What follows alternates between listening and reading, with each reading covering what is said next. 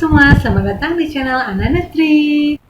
Oke, pada video kali ini saya akan menceritakan tentang sejarah penyakit kanker atau asal-usul penyakit kanker. Teman-teman pasti udah tahu, penyakit kanker itu merupakan salah satu penyakit yang mematikan di Indonesia, juga di dunia.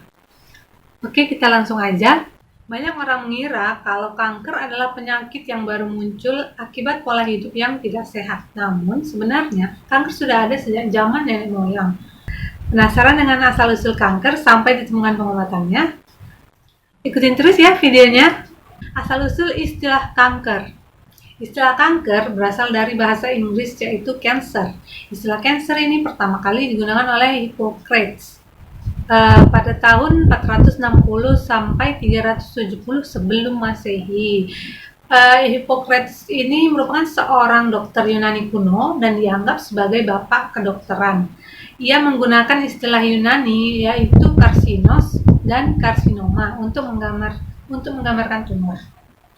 Istilah Yunani tersebut sebenarnya mengartikan kepiting, yang menurut Hippocrates mirip dengan bentuk tumor. Kemungkinan ia membayangkan gambaran penyebaran kanker yang menyerupai kaki-kaki dari kepiting. Seorang dokter Romawi namanya Celsus kemudian menerjemahkan istilah Yunani tersebut menjadi kata cancer, yang juga adalah kata Latin untuk kepiting. Seorang dokter Yunani lainnya yang bernama Galen pada tahun 13 sampai 200 tahun Masehi menggunakan kata oncos untuk menggambarkan tumor, dan ini juga mengartikan pembengkakan. Persamaan antara kepiting dan kanker yang dikemukakan oleh Hippocrates dan Celsus masih terus digunakan sampai sekarang. Namun dunia kedokteran menggunakan istilah oncos oleh Galen sebagai nama untuk spesialis bidang penyakit kanker, yakni oncologis. Dalam bahasa Indonesia, onkologis. Dari sejarah ini kita melihat bahwa yang pertama kali memberikan nama untuk penyakit kanker kemungkinan ialah Hippocrates. Akan tetapi beliau bukan yang pertama kali menemukan penyakit kanker. Sejarah kemunculan penyakit kanker yang sebenarnya dimulai jauh lebih awal dari digunakannya istilah kanker. Lanjut ke kasus kanker pertama yang didokumentasi dalam sejarah. Kasus penyakit kanker tertua berasal dari Mesir kuno pada tahun 1500 sebelum Masehi. Rincian kasus ini dicatat di papirus, yaitu bahan kertas di zaman dahulu, yang menuliskan 8 kasus tumor yang terjadi pada payudara. Tumor itu dirawat dengan kauterisasi, yaitu menghancurkan jaringannya dengan alat panas yang disebut bor api. Dicatat juga bahwa tidak ada pengobatan untuk penyakit ini, yang diupayakan hanyalah perawatan paliatif atau untuk meringankan gejala-gejala. Ada bukti bahwa orang Mesir kuno sudah bisa membedakan antara tumor ganas dan tumor yang jinak. Menurut tulisan-tulisan kuno, tumor-tumor di permukaan tubuh diangkat dengan cara operasi. Cara operasinya mirip seperti yang digunakan pada zaman sekarang. Kita lanjut ke sejarah teori tentang penyebab penyakit kanker. Pada zaman dahulu, tentu saja tidak banyak diketahui tentang tubuh manusia sebagaimana yang sudah diketahui sekarang. Sebagai contoh, Hippocrates percaya bahwa tubuh manusia itu terdiri dari 4 cairan, yaitu darah, lendir, empedu kuning, dan empedu hitam. Ia yakin bahwa yang menyebabkan kanker ialah kelebihan cairan empedu hitam pada bagian tubuh manapun. Sejak itu, teori ini menjadi anggapan umum tentang penyebab kanker selama 1400 tahun ke depan. Di Mesir kuno, ada kepercayaan bahwa kanker disebabkan oleh para dewa. Kemudian kelahiran autopsi patologis. Autopsi yang dilakukan oleh William Harvey pada tahun 1628 membuka jalan untuk mempelajari lebih banyak tentang anatomi dan fisiologi manusia. Sejak itu telah ditemukan sistem sirkulasi darah yang membuka pintu untuk penelitian lebih lanjut tentang penyakit-penyakit manusia. Baru pada tahun 1761, autopsi dilakukan untuk meneliti penyebab kematian pada pasien yang sakit. Giovanni Battista Morgagni dari Italia adalah orang yang pertama kali melakukan autopsi semacam itu. Selain itu, ada teori lain yang berkembang, seperti teori getah bening yang dikembangkan pada abad ke-17 untuk menggantikan teori empedu hitam Hippocrates mengenai penyebab kanker. Penemuan sistem getah bening atau limfatik memberi wawasan baru tentang apa yang dapat menyebabkan kanker. Saat itu diyakini bahwa kelainan pada sistem limfatik adalah penyebab dari penyakit ini. Seiring berkembangnya zaman, para ahli yang hidup di abad ke-18 menyebutkan bahwa ada 3 hal yang kemungkinan menjadi penyebab kanker. Yang pertama, kejadian kanker payudara pada biarawati disebabkan oleh hormon tubuh yang tidak seimbang. Yang kedua, kejadian kanker testis banyak terjadi pada pekerja pembersih cerobong asap di London. Kejadian ini diduga terjadi akibat pekerja yang terkena asap dari cerobong yang mengandung banyak zat kimia beracun. Ketiga, para ahli menemukan adanya hubungan antara tembakau dengan kanker.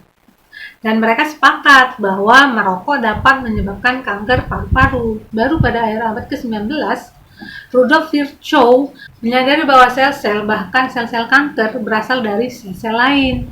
Teori-teori lain muncul, misalnya kanker yang disebabkan oleh cedera, parasit, dan dugaan bahwa kanker bisa menyebar seperti cairan. Kemudian seorang ahli bedah Jerman namanya Karl Thiersch menyimpulkan bahwa kanker menyebar melalui sel-sel ganas. Kita lanjut ke sejarah perkembangan metode pengobatan kankernya. Itu dimulai dari sejarah operasi untuk penyakit kanker. Setelah anestesi ditemukan pada tahun 1846, ahli bedah Bill Roth, Hanley, dan Halsted memimpin operasi kanker dengan mengangkat seluruh tumor bersama dengan kelenjar getah beningnya. Pada awal 1970-an, kemajuan dalam USG, CT scan, MRI scan, dan PET scan telah menggantikan sebagian besar metode operasi. Dengan menggunakan kamera video mini dan endoskopi, ahli bedah dapat mengangkat tumor di usus besar, kerongkongan, dan kandung kemih melalui tabung. Di zaman sekarang sedang dipelajari metode yang kurang invasif untuk menghancurkan tumor tanpa mengangkatnya. Misalnya dengan semprotan nitrogen cair atau disebut dengan cryosurgery untuk membekukan dan membunuh sel-sel kanker. Laser juga dapat digunakan untuk memotong jaringan tumor dari serviks, laring, hati, rektum, kulit, dan organ-organ lainnya. Selanjutnya, sejarah kemoterapi untuk penyakit kanker. Selama beberapa dekade terakhir dari abad ke-20, para ahli bedah mengembangkan metode baru untuk pengobatan kanker dengan menggabungkan operasi dengan kemoterapi dan atau radiasi. Ronson menemukan sinar X 50 tahun setelah anestesi ditemukan. Kemudian dokter mengidentifikasi bahwa nitrogen mustat dapat membunuh sel-sel kanker limfoma yang berkembang biak secara cepat. Selama bertahun-tahun, penggunaan dari banyak obat kemoterapi telah berhasil menangani berbagai jenis kanker.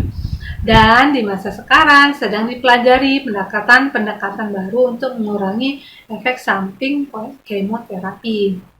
Selanjutnya, pengobatan kanker dengan metode terapi radiasi. Pada tahun 1896, Ronson menemukan sinar X dan 3 tahun kemudian radiasi digunakan untuk diagnosis dan pengobatan kanker. Pada awal abad ke-20, para peneliti menemukan bahwa radiasi dapat menyebabkan kanker sekaligus dapat menyembuhkannya. Sekarang, beberapa terapi radiasi sedang digunakan untuk pengobatan kanker, termasuk conformal proton beam therapy, stereotactic surgery, dan stereotactic therapy, dan intraoperative radiation therapy. Kini para ahli berhasil mengetahui bahwa kanker berkembang dari sel-sel yang awalnya normal, tetapi mulai bertumbuh secara tidak terkendali.